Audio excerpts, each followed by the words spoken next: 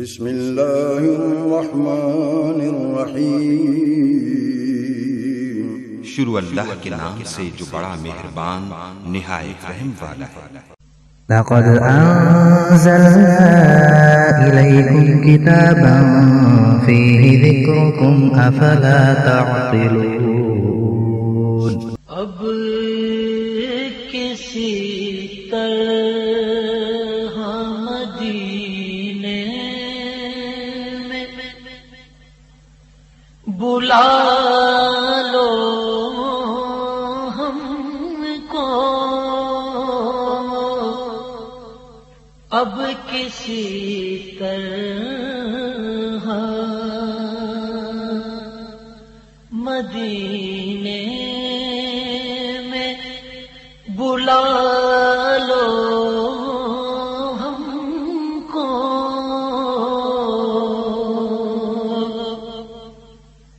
اب کسی طرح مدینے میں بلا لو ہم کو،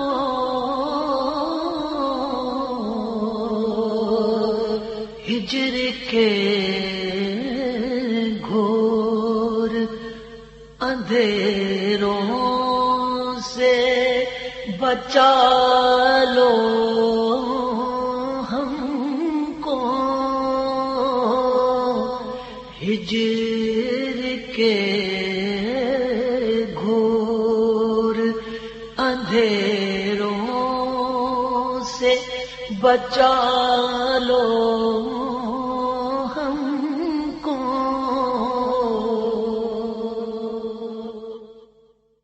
السلام علیکم ورحمۃ اللہ وبرکاتہ۔ الحمدللہ وکفی والسلام علی خاتم الانبیاء وعلی آلہ وصحابہ واتباعہ الی یوم الجزاء، اما بعد فاعوذ باللہ من الشیطان الرجیم، بسم اللہ الرحمن الرحیم۔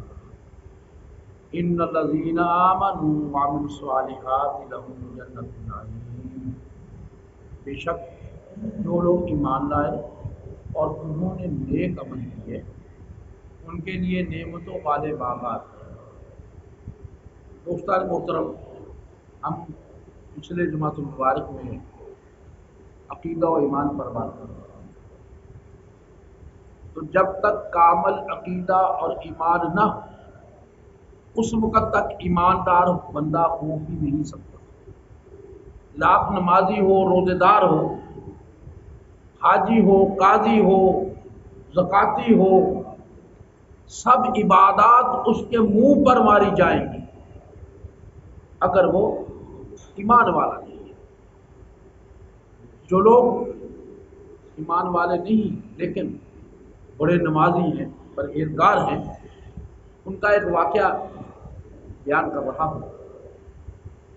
میرے آقا صلی اللہ علیہ وسلم کی حیات ہے، حیات زہرا میں ہے، نبوت کا دور ہے۔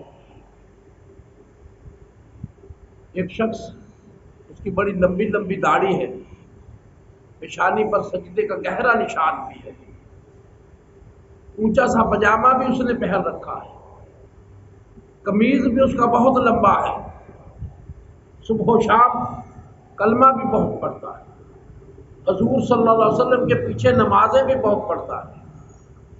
وہ شخص میرے آقا صلی اللہ علیہ وسلم کے ساتھ تبوک کے سفر میں جا رہا ہے۔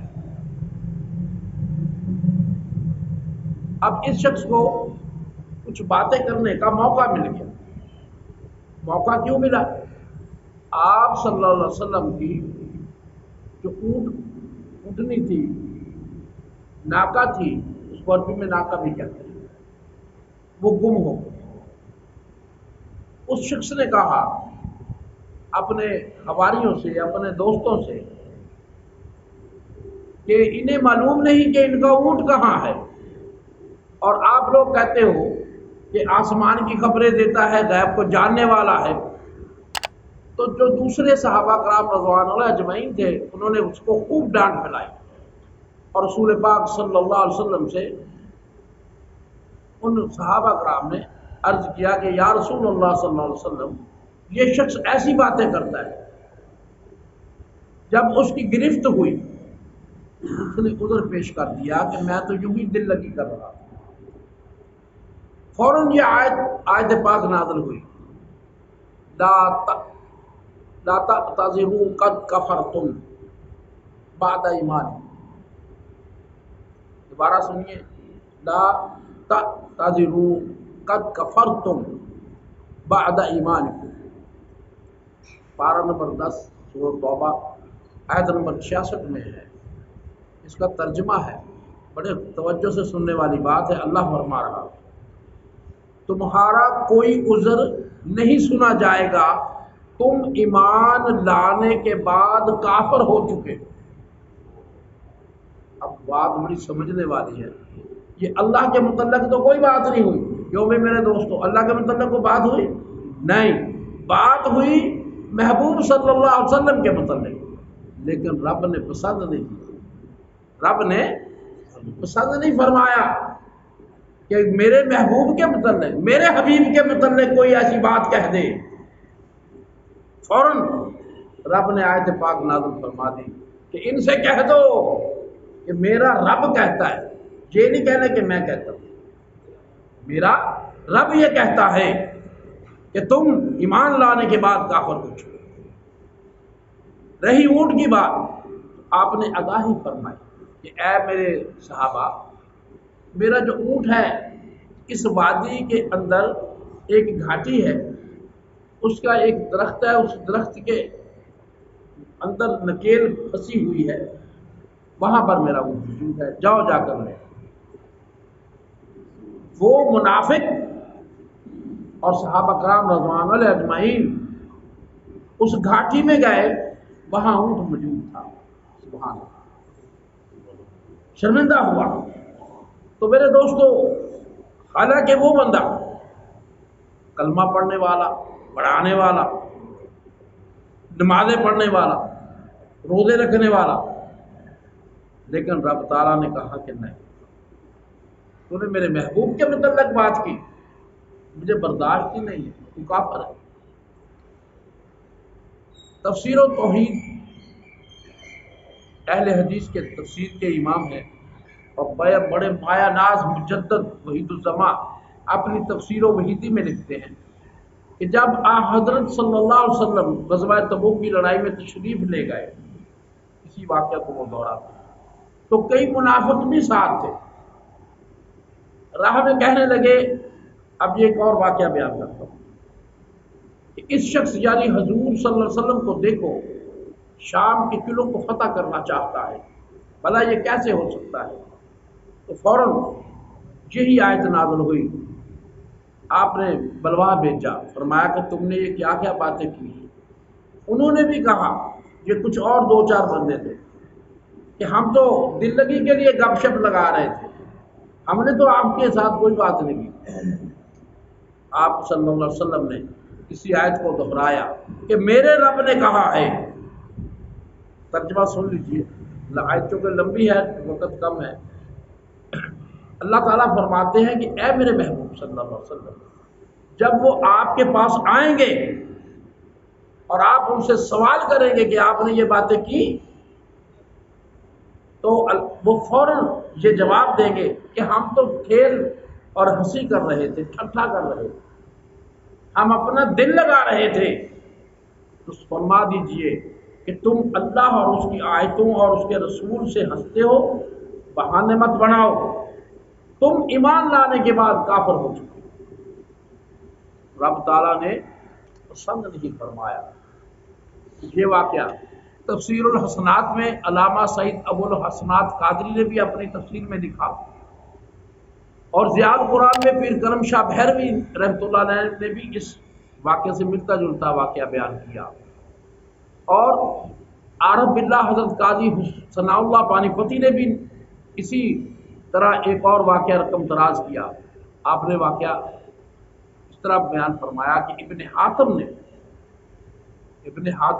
نے ابن عمر رضی اللہ تعالیٰ عنہ سے روایت کیا ہے کہ ایک شخص غزوہ تبوک کے موقع پر مجلس میں بیٹھا کہنے لگا کہ ہم نے قرآن کے گاری جتنے بھی دیکھے ہیں سب جھوٹے ہیں، پیٹو ہیں، میدان میں جنگ میں مزدل ہو جاتے ہیں۔ دوسرے آدمی نے کہا کہ یہ سفید جھوٹ بول رہا ہے، یہ غلط کہہ رہا ہے، یہ منافق ہے، میں یہ تیری باتیں رسول اللہ صلی اللہ علیہ وسلم کو بتاؤں گا۔ ابن عمر رضی اللہ تعالیٰ عنہ فرماتے ہیں کہ ہم نے اس شخص کو دیکھا کہ وہ رسول اللہ صلی اللہ علیہ وسلم کی اونٹنی کے ساتھ کجاوے کے ساتھ لٹکا ہوا ہے اور پتھر خود بخود اس کو لگ رہے ہیں اور زخمی ہو رہا ہے، حال پکار کر رہا ہے، وہ کہتا ہے مجھے معاف کر دیجیے۔ یہ ہے منافق۔ رب کو منافقت پسند نہیں، اپنے محبوب کی شان کو تھوڑا سا بھی جو گٹانے والا شخص ہے رب تعالیٰ کو وہ پسند نہیں۔ اللہ اکبر۔ اسی طرح انہوں نے ایک اور واقعہ رقم تراز کیا ہے کہ ایک یہودی مسلمان ہونے کے بعد تھا تو وہ منافق، ویسے وہ مسلمان ہو گیا دکھاوے کے طور پر۔ اس کا نام تھا زید السلط۔ یہ شخص حضرت عمارہ بن خرام جو کہ اہل عقبہ اور اصحاب بدر میں سے تھے ان کے گھر میں بیٹھا ہوا ہے۔ زید السلط یہ جو صحابی تھے عمارہ بن خرام، وہ اپنے گھر میں نہیں تھے، وہ نبی مکرم صلی اللہ علیہ وسلم کے پاس موجود تھے، اور وہ ان کے گھر میں بیٹھ کے کہہ رہا ہے کہ دیکھو یہ جو شام اور تبوک کو فتح کرنے آئے ان کو کیا خبر جب کہ ان کے اپنا اونٹ کی ان کو خبر نہیں ہے، ان کو اور باتوں کی کیا خبر ہے۔ تو آپ صلی اللہ علیہ وسلم نے عمارہ بن خرام سے کہا، فرمایا اے عمارہ، آپ کے گھر میں زید بن سلط جو ہے وہ ایسی ایسی باتیں کر رہا ہے۔ وہ اٹھ کر فوراً گھر آئے، اس کو دیکھا، باتیں سنی، اس کو کہا کہ تو منافق ہے، اس کو مارا، اپنے گھر سے باہر نکالا، کیونکہ اس کا عقیدہ مضبوط تھا اور دوسرے کا عقیدہ مضبوط نہیں تھا، وہ منافق تھا۔ تو اللہ تبارک و تعالی اپنے محبوب صلی اللہ علیہ وسلم کے متعلق ایسی کوئی بات پسند کرتا ہی نہیں ہے۔ تو میرے دوستو، حضرت عمارہ بن خرام فرماتے ہیں کہ میں نے پوری زندگی میں اپنے اس دوست کے ساتھ مجلس نشینی نہیں کی۔ تو بات ہو رہی ہے ایمان کی۔ ایمان حضور صلی اللہ علیہ وسلم کو ماننے کا نام ہے۔ ایمان نام ہے محبت رسول کا۔ فرمان رسالت معاب علیہ السلام ہے کہ جب تک کوئی شخص مومن نہیں ہو سکتا اس وقت تک جب تک وہ اپنے والدین، اپنی اولاد، ساری دنیا کے انسانوں سے زیادہ مجھے محبوب نہ سمجھے، وہ مومن نہیں ہو سکتا۔ آسان لفظوں میں آپ کو عرض کر رہا ہوں، صرف جاننے اور پہچاننے کا نام ایمان ہے۔ بڑے غور طلب بات ہے، جاننے پہچاننے کا نام ایمان نہیں ہے، بلکہ ماننے کا نام ایمان ہے۔ ابو جہل جو تھا وہ جانتا بھی تھا، پہچانتا بھی تھا، لیکن وہ مانتا نہیں تھا۔ مکے کی تمام کفار و قریش حضور صلی اللہ علیہ وسلم کو جانتے تھے، پہچانتے تھے، مگر دل سے مانتے نہیں تھے۔ یہ ایک حقیقت واضح ہو گئی کہ نبی مکرم صلی اللہ علیہ وسلم کو صرف جاننے پہچاننے سے مسئلے حل نہیں ہوتے، بلکہ آپ کو ماننے سے ایمان کا مسئلہ حل ہوتا ہے۔ یہی ایمان کفر کا حد فاصل اور نشان امتیاز ہے۔ ایک اور واقعہ عرض کرتا ہوں، عہد رسالت صلی اللہ علیہ وسلم کا واقعہ ہے۔ دو کافر،